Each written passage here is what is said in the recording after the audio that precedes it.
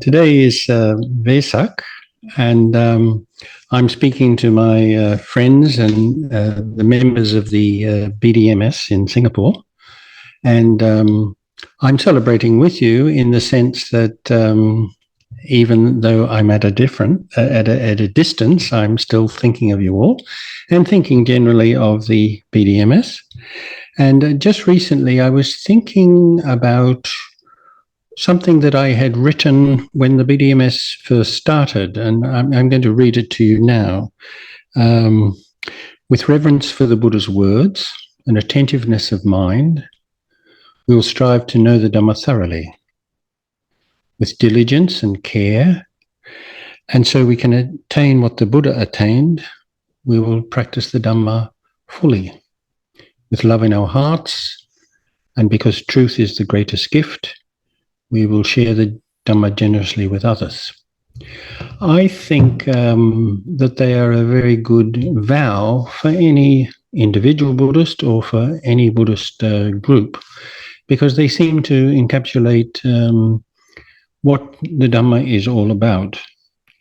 And I'd just like to briefly today talk about read and talk about two things that are amongst my favorites in the Mahaparinibbana Sutta, which covers the last few months of the Buddha's life. And this is the first one. Just before he passed away, he said to Ananda, Ananda, it may be that you think the teacher's instructions have ceased. Now we have no teacher. But this is not how you should see it, Ananda. For what I have taught and what I have explained to you, the Dhamma and the training, after my passing, let they be your teacher. So I've heard people say that Buddhism is different from other religions in that they've got nobody that they can call on for help when they have problems. I don't think that's actually true.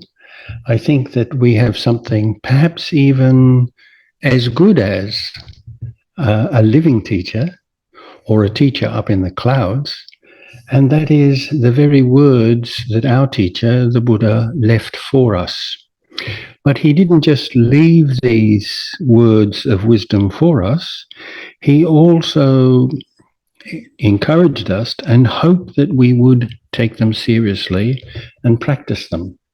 And I think this comes out very well in another thing that the Buddha said as recorded in the Mahaparinibbana Sutta, and it is this. As the Buddha lay dying between the two sal trees, it is said that the trees blossomed into flower, even though it was not the flowering season, and the petals of the sal flowers sprinkled down on the Buddha as he lay there. And Ananda was astonished by this, amazed, that because it seemed that even Mother Nature herself was paying reverence to the Buddha. And he said that to the Buddha, and the Buddha answered like this.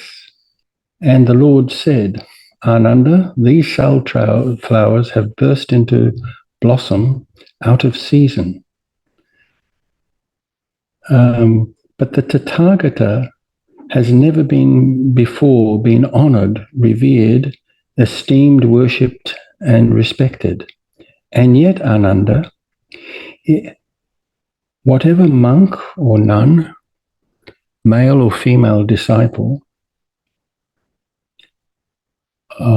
dwells practicing the Dhamma properly and perfectly fulfills the Dhamma way, it is he or she who honors the Lord, reveres and esteems him, and pays him the highest homage. Therefore, Ananda, you should think, we will dwell practicing the Dhamma properly and perfectly fulfill the Dhamma way. This should be your watchword. Today is Vesak. It's when we celebrate and commemorate the birth, the enlightenment and the passing away of the Buddha. I hope that all of you there at the BDMS will Consider these words carefully, and in the coming 12 months, make this your watchword: to know the Dhamma thoroughly, to take every advantage of learning it properly, to know the Dhamma thoroughly, to practice it fully, and to share it with others. And with those words, I wish you all today and in the coming year the best wishes in your practice and in your life. A happy Vesak to you all.